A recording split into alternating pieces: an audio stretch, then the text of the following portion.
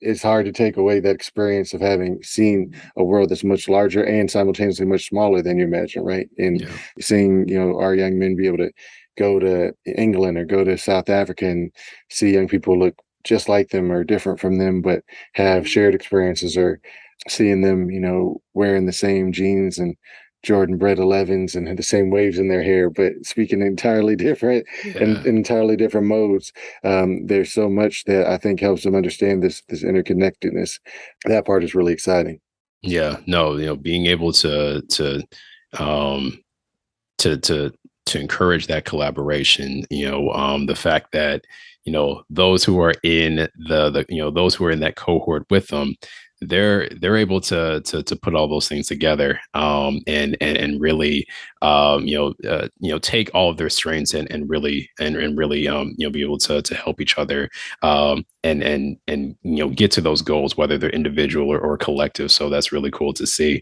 um One thing that we find is very helpful for our audience to understand, they hear all the good things that an organization does, and to be able to connect them with a certain person or a certain experience. I'm curious to know, like, what was your person, whether it was career journey, getting into technology or specifically entrepreneurship, that really coincides with what the Hidden Genius Project is.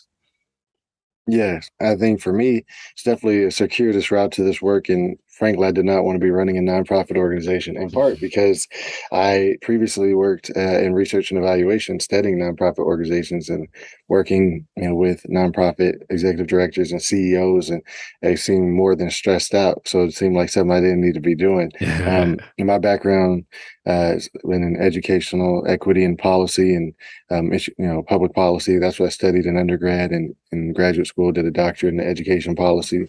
I just grew up in Oakland schools, and ended up, attending high school in a wealthy county, Marin County, in California, and realized, well, there's nobody here that's more spectacular than anybody in my hometown in Oakland.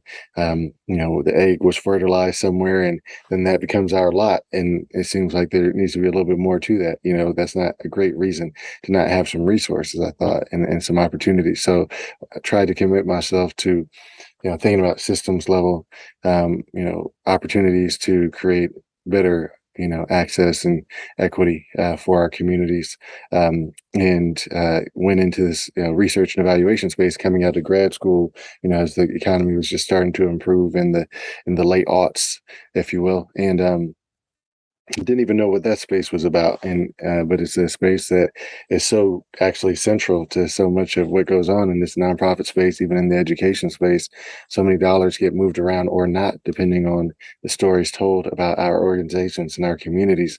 And it's also a space where not that many people in our are telling the stories who look like us.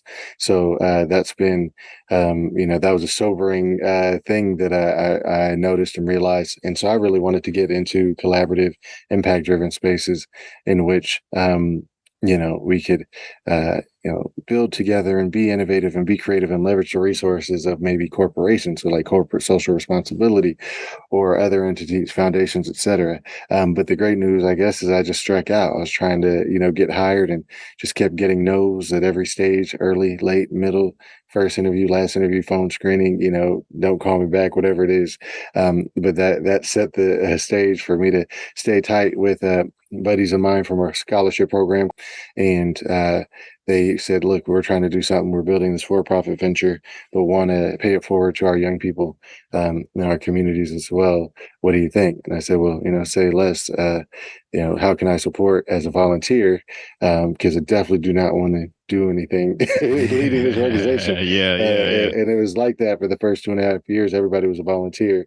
But after just enough no's and just enough thoughts about what I could be doing to try and just create a greater impact in my life, I tried to just decide to throw my hat in the ring, and for the director deal, and I guess the rest is history at this point. Love this job. Still don't love the idea of being a nonprofit executive, but I love doing what I do every day. Yeah, yeah. No, it's dope to hear that that you found that opportunity to pivot. You found the correlations with what you studied. Being in education and public policy, um, and and the other piece is staying connected and not for whatever reason, making those disconnects with those people who were, like you said, in that scholarship program, or someone who you went to school with, and because you never know what happens. The opportunity was brought to you to help with this venture, and you found your place in it, obviously. And so so I think it's really really good to highlight that. That you never have to set yourself into a particular box, based off of what you studied, or the neighborhood that you're in. You obviously have the opportunity to expand. You expand to kind of the way that you look at things, and you're putting it in the form of the nonprofit, and being able to have that positive impact with kids, and bring more of that STEM, into our communities. So definitely kudos to you for that. And, it's really good to hear that you're, just how that played out, because it's never linear. And we always want to highlight that, because there's never one way to do things. So that's what's up. Um, Before we wrap up, did you have any last words that you wanted to give to our audience, whether that's either about the Hidden Genius Project, or even some of the lessons that you learned with kind of doing things and expanding and everything? Is there anything else that you wanted to say? But when I think about, your and my conversation about, who taps in, um, I imagine there's one or two people maybe trying to figure things out in life, and trying to, chart their path forward. And I think one thing I've learned, especially in this space, is, there's no one way to get there. That linearity comes at a scarcity in this Mm-hmm. realm, right? In this space. So we have to, I think, be comfortable with that.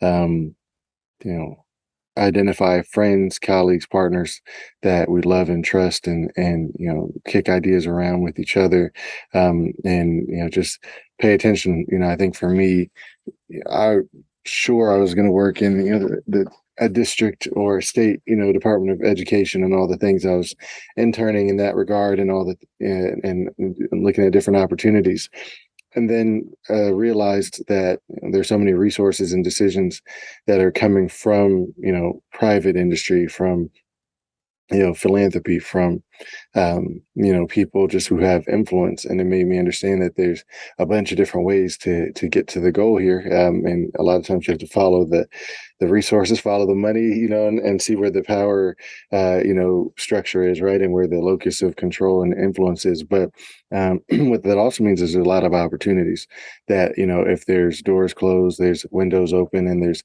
other spaces, and people look up and find themselves, working for sports teams, working for, um, you know, uh, you know, uh, Michelin star chefs, working for manufacturing entities, and having impact and doing impact work, just because of how um, comprehensive and integrated I think our world has become. Right, there's so many ways to get there. So I would just encourage folks not to be discouraged.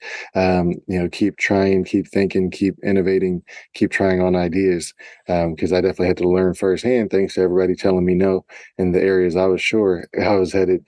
Had to think firsthand about how else to get things done, and it's been a great experience.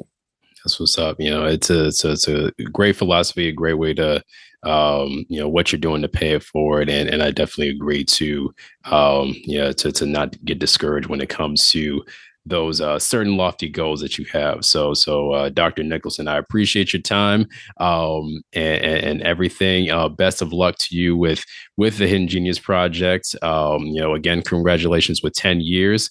And then, we'll be seeing you in our neck of the woods soon. 100%. Yeah, I hope. I hope you and your team, your people will definitely pull up, and we definitely need some wristbands. Definitely tell everybody Selvin is my cousin. So, There you you go. know, you've been warned for sure. All right, appreciate Yeah. that. Well, thanks to you, Dr. Nicholson, and thanks to everybody who is tuning in. Feel free to check out our website, inquirehigher.com. We've got a lot of great information there. Check out our YouTube channel. All of our podcast episodes, including this one, will be there as well. And we'll have all of Dr. Nicholson and the Hidden Genius Project information in the description. So until next time, peace.